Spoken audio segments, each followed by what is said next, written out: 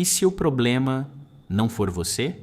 E se você não for insegura, só percebeu coisas que outras pessoas preferem ignorar?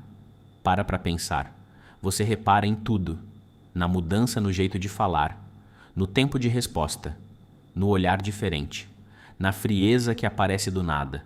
Coisas pequenas, mas que para você nunca são só pequenas, porque você sente quando algo muda. Você percebe quando algo não encaixa. E mesmo sem prova, existe aquela sensação, aquela coisa estranha que fica na cabeça. E aí você tenta ignorar, tenta se convencer de que é coisa da sua cabeça. Mas não some, fica ali. E quando você resolve falar, quando você resolve perguntar, quando você resolve tentar entender, vem o julgamento. Exagerada, ciumenta, controladora, insegura.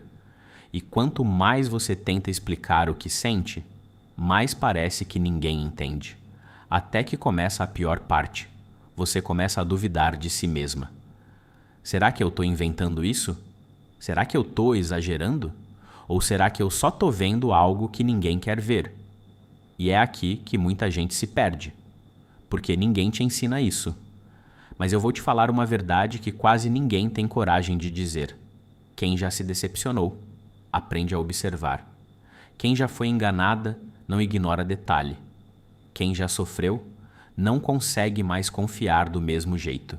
E isso não é fraqueza, isso é defesa. Seu cérebro aprende com dor. Ele registra tudo, cada atitude estranha, cada mudança de comportamento. Cada vez que você ignorou algo e depois percebeu que deveria ter confiado em si. Então agora, ele tenta evitar que isso aconteça de novo. Ele te deixa mais atenta, mais alerta, mais preparada. Só que tem um problema nisso. Porque quando você vive em alerta, tudo vira possível ameaça. Uma mensagem diferente já parece suspeita. Um silêncio já parece distância. Uma resposta curta já parece desinteresse. E sem perceber, você começa a montar histórias.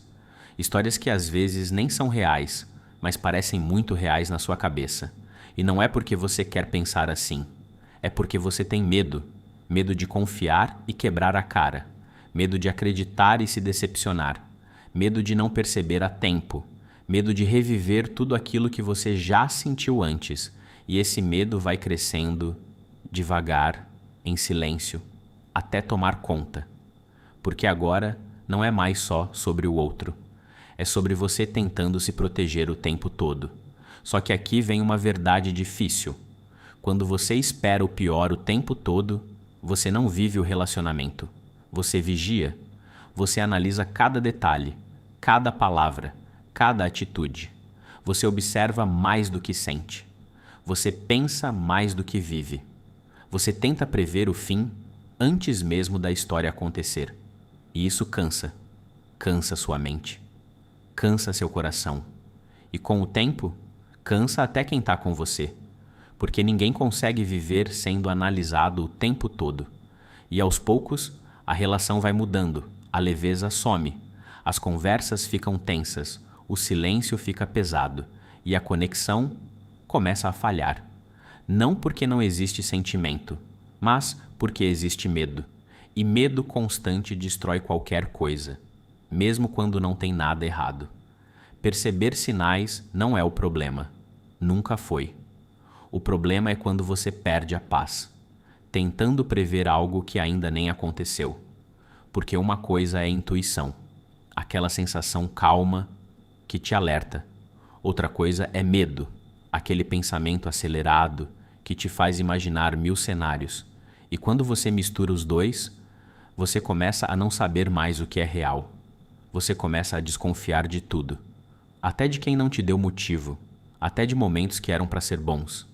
E isso te afasta da pessoa, te afasta da relação e principalmente te afasta de você mesma.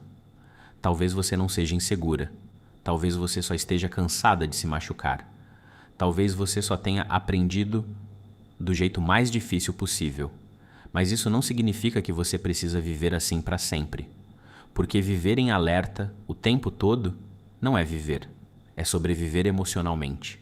É nunca relaxar, nunca confiar de verdade, Nunca se entregar por completo, porque sempre tem uma parte sua, esperando o pior.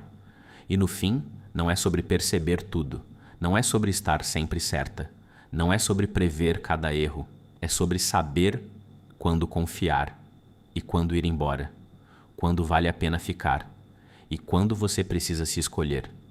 Agora me diz, você confia fácil ou sempre espera o pior? E se você gosta desse tipo de verdade, segue o canal.